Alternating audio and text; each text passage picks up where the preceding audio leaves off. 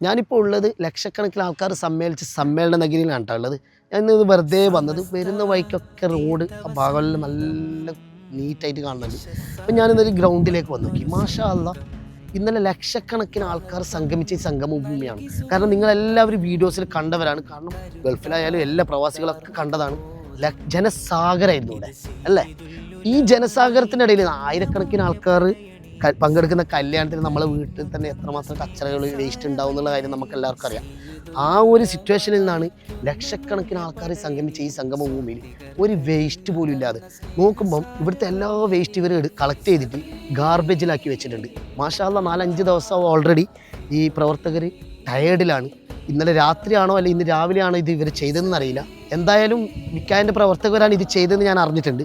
മാഷാ അല്ലാഹ്, അവർക്ക് big salute. കാരണം അവർ ആത്മാർത്ഥമായിട്ട് വർക്ക് ചെയ്ത്. കാരണം ഒരു പരിപാടി കഴിഞ്ഞാൽ പൊതുവേ നമുക്കെല്ലാവർക്കും അറിയാലോ, പരിപാടി കഴിഞ്ഞാൽ പിന്നെ നമ്മളെല്ലാവരും എണിച്ച് പോക്കാണ്. പക്ഷേ ഇവരങ്ങനെയല്ല, വൃത്തിയാക്കി നീറ്റ് ആക്കിയിട്ടാണ് ഇവർ പോയത്. നമുക്കൊന്ന് കാണാം സംഭവം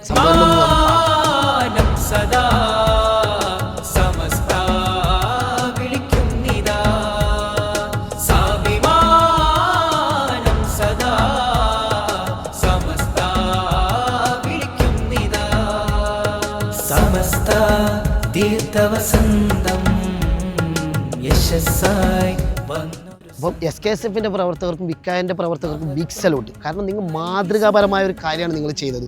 ഇതെല്ലാവർക്കും പ്രചോദനമാവട്ടെ. ഒരു പരിപാടി കഴിഞ്ഞാൽ ഇങ്ങനെ വൃത്തിയാക്കണം എന്നുള്ള ഒരു ബാലപാഠം കൂടി നമുക്ക് എല്ലാവർക്കും കിട്ടിയിട്ടുണ്ട്. Big salute. അപ്പം